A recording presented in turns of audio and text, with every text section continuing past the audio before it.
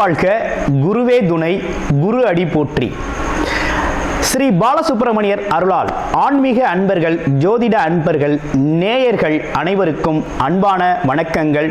நான் உங்கள் வாழ்க வளமுடன் ஜோதிடர் ஸ்ரீ குரு சுந்தரவடிவேல். இப்போ பார்த்தீங்கன்னா இந்த வருடத்தின் 2025 மூன்றாவது பெயர்ச்சியான ராகு கேதுக்களின் பெயர்ச்சியை பற்றி முழுமையாக பார்க்க இருக்கிறோம். இவங்க பார்த்தீங்கன்னா வருகின்ற மே மாதம் 18ஆம் தேதி ஞாயிற்றுக்கிழமை பெயர்ச்சி ஆகுறாங்க. மீன ராசியிலிருந்து கும்ப ராசிக்கு ராகு பகவானும், அதே நேரத்தில் கன்னி ராசியில் இருக்கக்கூடிய கேது பகவான் சிம்ம ராசிக்கும் பெயர்ச்சி ஆகுறாங்க. இவங்க எப்போதுமே பார்த்தீங்கன்னா ரிவர்ஸ் டைரக்ஷனில் தான் இவங்க பெயர்ச்சி பலன் அப்படிங்கிறது இருக்கும்.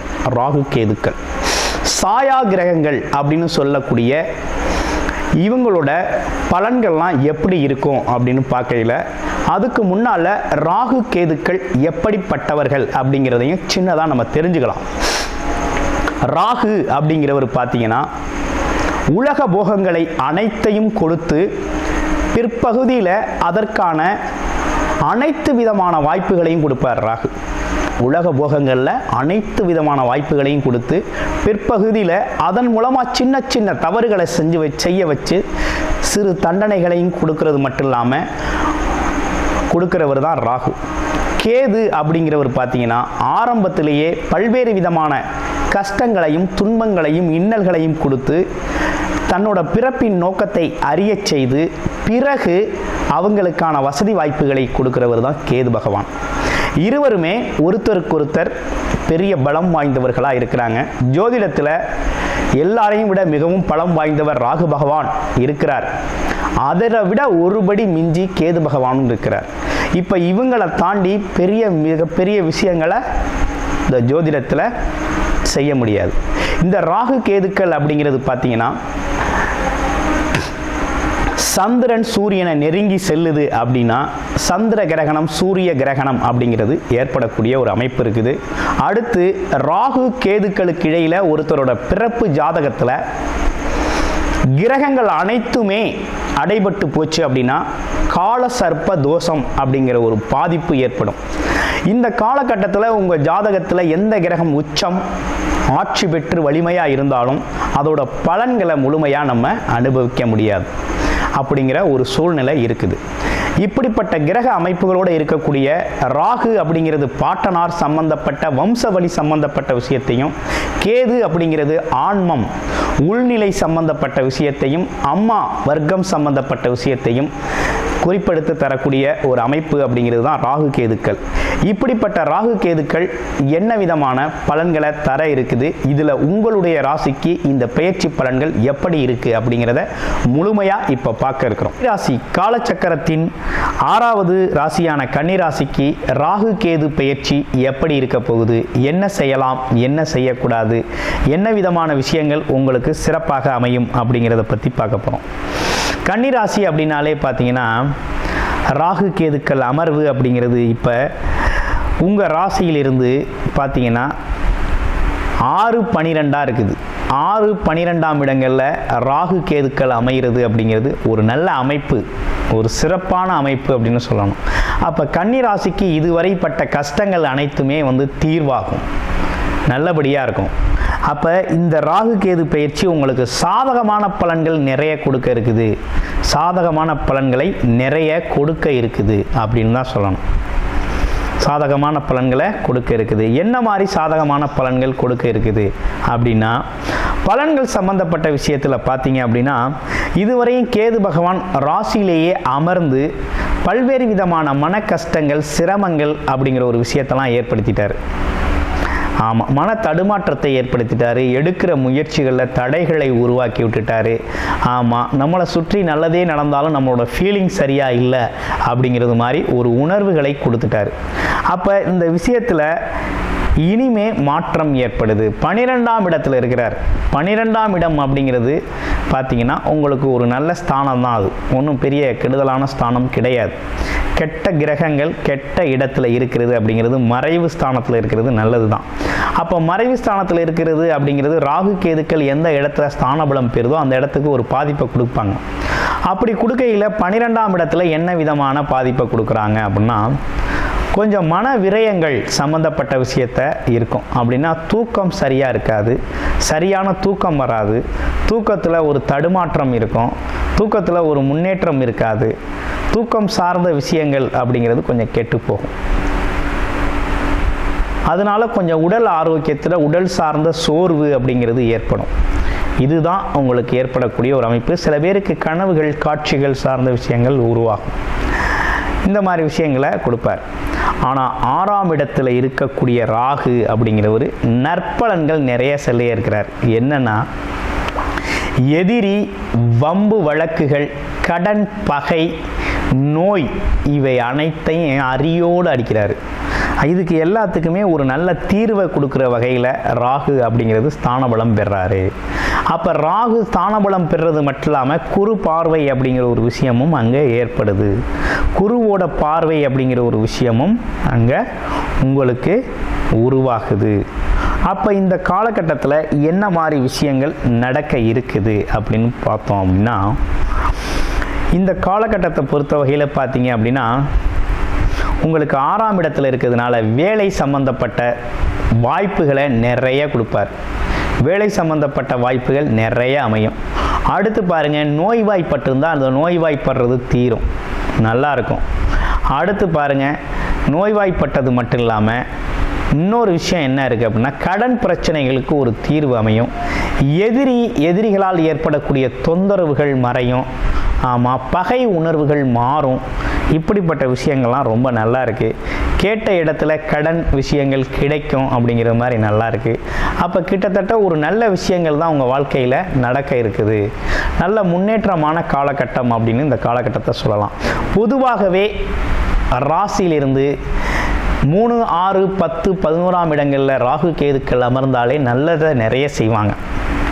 அப்போ இந்த காலகட்டத்தில் உங்கள் வளர்ச்சிகள் அதிகரிக்கும் அப்படின்னு சொல்லலாம். வேலையில் ஒரு அங்கீகாரம் இருக்கும், வேலையில் முழு திறமை வெளிப்படும் அப்படிங்கிறது மாதிரி நல்ல விஷயங்கள் நடக்க இருக்குது. அப்போ நல்லாவே உங்களோட வாழ்க்கை பயணம் அப்படிங்கிறது நல்லா அமையும். அப்போ இதுவரைப்பட்ட கஷ்டங்களுக்கெல்லாம் ஒரு தீர்வாக ராகு அப்படிங்கிறவர் போகக்காரகன் அப்படிங்கிறது வெளியுலக போகங்களை இதுவரை நம்ம என்னது திட்டமிட்டது ஆசைப்பட்ட அனைத்து விஷயத்தையுமே கொடுக்கறதுக்கு அவர் தயாராகிட்டார், கொடுக்கவும் தயாராகிட்டார். அப்போ கொடுக்கக்கூடிய நல்ல சூழ்நிலை அமைப்புகள் இருக்குது.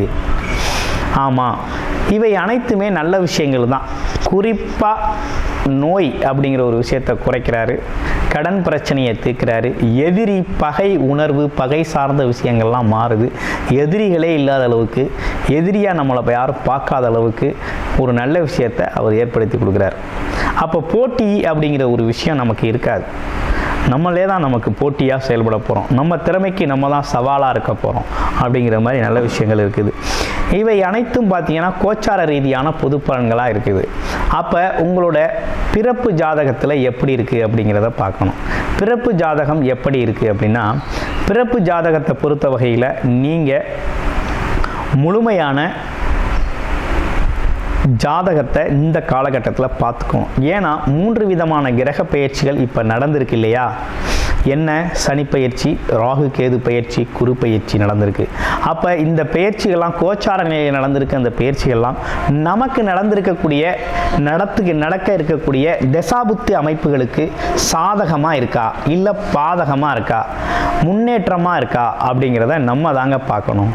அப்படி பார்க்கையில் என்ன விதமான முன்னேற்றம் இருக்குது, அப்போ உங்களுடைய பிறப்பு ஜாதகத்தில் இந்த காலகட்டத்தில் உங்களுடைய பிறப்பு ஜாதகத்தில் என்ன தசாபுத்தி நடக்குது, ராகு கேது நல்ல ஸ்தானபலம் பெற்று நீங்கள் இருக்கீங்களா, நல்வினை தீவினை அனுபவம் எந்த அளவுக்கு இருக்குது, ஆமாம் பாட்டனார் பாட்டியார் சம்பந்தப்பட்ட விஷயங்கள், உங்களோட வர்க்கங்கள் சம்பந்தப்பட்ட விஷயத்தில் என்ன விதமான கர்ம பலன்கள் இருக்குது அப்படிங்கிறதை பற்றி முழுமையான விளக்கத்தோடு நீங்கள் தெரிஞ்சுக்கணும். அப்படி தெரிஞ்சுக்கணும் அப்படின்னா டிஸ்பிளேல தர்ற நம்பருக்கு கால் பண்ணி உங்களுடைய பிறப்பு ஜாதகத்தை நீங்கள் முழுமையாக பார்த்துக்கொள்ள முடியும். பார்த்துக்கொள்ளக்கூடிய அனைத்து அமைப்புகளும் உங்களுக்கு சாதகமாக இருக்குது. சரி, இது ஒரு பக்கம் இருக்கட்டும். அடுத்து பார்த்தீங்க அப்படின்னா ராகு கேது அப்படிங்கிறது பார்த்தீங்கன்னா ரொம்ப வலிமை வாய்ந்த கிரகங்கள். ஆமாம், ஜோதிடத்திலே பார்த்தீங்கன்னா ராகு மிகவும் வலிமையானவர், சக்தி வாய்ந்தவர், அதை விட கேது வலிமையானவர். அப்போ இவங்க இருக்கக்கூடிய ஸ்தான பலத்தில் நற்பலன்களை அனுபவிக்கிறீங்க அப்படின்னா வாரி வழங்குவாங்க. அதே தீய பலன்களும் அதுக்கு ஈக்குவலாக அந்தளவுக்கு இருக்கும். அப்போ முன்ஜென்மத்தின் பாவ புண்ணிய கணக்குகள் அப்படிங்கிறது இவங்க இருந்து அமர்ந்து இருக்கக்கூடிய இடங்களை பொறுத்த அனுபவங்கள் உங்களுக்கு கிடைக்கக்கூடிய வாய்ப்புகளாக இருக்குது. அப்போ உங்களுடைய பிறப்பு ஜாதகமும் பரிகாரங்களும் ரொம்ப முக்கியம். இப்போ ராகுவுக்கு உங்களுக்கு பரிகாரம் தேவையில்லை, ஆனால் கேது பகவான் 12ஆம் இடத்தில் அமர்ந்திருக்கிறதுனால பரிகாரம் அவசியமாக இருக்குது. என்னென்னா கீழ்பெரும்பள்ளம் போயிட்டு வரணும், கேது பகவான் ஸ்தலத்துக்கு போயிட்டு வாங்க. அது இல்லாமல் வாரம் விநாயகர் வழிபாடு, அதே நேரத்தில் சங்கடஹரா சதுர்த்தி நாட்களில் விநாயகருக்கான அபிஷேக பொருட்கள் வாங்கி கொடுத்து அந்த அபிஷேகத்தில் கலந்துக்கங்க. உடம்புல ஒரு வைப்ரேஷன், ஒரு பாசிட்டிவ் எண்ணங்கள், மனநிலை தடுமாற்றம், மனதில் இருக்கக்கூடிய இறுக்க நிலைகள் மாறி முன்னேற்றம் அப்படிங்கிறது ஏற்படக்கூடிய நல்ல சூழ்நிலை இருக்குது. அதே போல் பார்த்தீங்கன்னா மறைமுகமாக வரக்கூடிய தொந்தரவுகளை இவர் மெயினாக நீக்கிடுவார். மறைமுக எதிரிகள் அப்படிங்கிறதெல்லாம் உங்களுக்கு இருக்க மாட்டாங்க. அந்த வகையில் ரொம்ப சிறப்பான பயிற்சியாகவே இது அமைஞ்சிருக்குது. இப்படிப்பட்ட இந்த பயிற்சியில் நீங்கள் செய்ய வேண்டிய விஷயம் அப்படின்னு பார்த்தோம்னா, இந்த காலகட்டத்தில் குருவோட பார்வை அப்படிங்கிறது ராகுவுக்கு இருக்குது, அதனால் ஒரு நல்ல விஷயம்தான். அதே நேரத்தில் பார்த்தீங்கன்னாக்க சனி அப்படிங்கிற ஒரு விஷயமும் உங்களுக்கு சாதகமான சூழ்நிலையில் தான் இருக்குது. 7ஆம் இடத்துல கண்டக சனியாக இருந்தாலும் பார்த்தீங்கன்னா உங்களுக்கு ராசிக்கு அவர் நல்லதை செய்யக்கூடியவர் தான், நற்பலன்களை வழங்கக்கூடியவர் தான். அப்போ அந்த வகையில் அவரோடதும் நல்லா இருக்குது. அது மட்டும் இல்லாமல் குரு பார்வை அப்படிங்கிறது ராகுவோட விழுகுது. அப்போ இதுவும் பார்வை பலன் அப்படிங்கிறதும் நல்லா இருக்குது. ராகு கேது அப்படிங்கிறது பார்த்தீங்கன்னா சாயா கிரகங்கள். அது மட்டும் இல்லாமல் 2 பேருமே பார்த்தீங்கன்னா வலிமை கூட. தன்னோட அமர்ந்த இடத்துல பலவீனப்படுத்துறது மட்டும் இல்லாமல் அந்த இடத்துக்கான பலன் அப்படிங்கிறதையும் கொடுக்கக்கூடியவங்களாக இருக்கிறாங்க.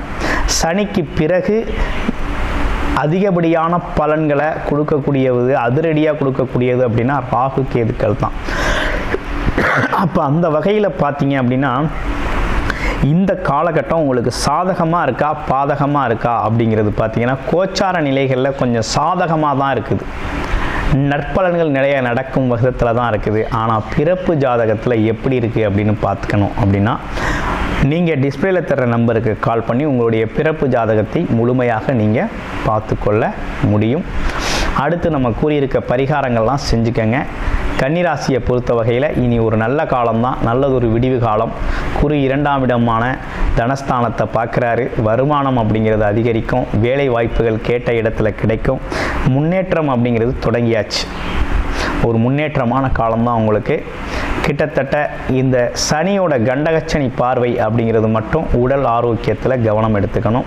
ராகு கேது அப்படிங்கிறது ஒரு நல்லதொரு சாதகமான சூழ்நிலையை தான் உங்களுக்கு அமைஞ்சிருக்காங்க. கிட்டத்தட்ட 80% உங்களுக்கு நற்பலன்கள் நடக்கக்கூடிய ஒரு நல்ல அமைப்பு அப்படிங்கிறது இந்த ராகு கேதுவால் ஏற்பட்டிருக்கு. நன்றி, வணக்கம், வாழ்த்துக்கள்.